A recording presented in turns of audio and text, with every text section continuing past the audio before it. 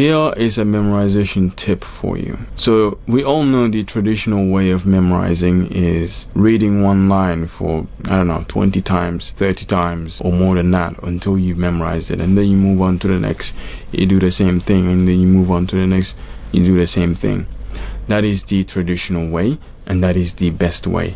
And if you ask any teacher, this is the tip they will give you. But it's also time consuming. That is very time consuming. Imagine sitting there reading one line for 30 times, 50 times. It's going to take you hours to memorize one page or half a page or whatever you want to memorize. It's going to take you way too long. And it used to take me way too long. I used to think this is long. I don't have that much time to do this in 2 hours. I have to go to the teachers to, recite this off the top of my head. This is going to take me a long time. I wasn't able to finish it. So what I used to do first, I used to learn how to read the page and then do the memorization.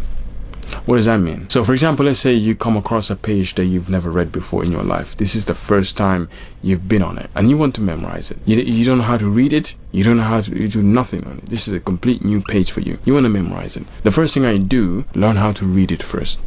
Make your tongue used to reading that page. Correct the mistakes, the words that you can't pronounce properly, because there are some words that are difficult to say. So if you have to go to your teacher to teach you how to read the page first, and then go on your own and just practice reading the page, not memorizing, practice, because you will see a difference. Before you start learning how to read the page, you'll be stuttering. This is how you're going to be reading it. And if you go straight into memorizing, you're going to be making a lot of mistakes, and those mistakes will stick with you because this is how you memorized it.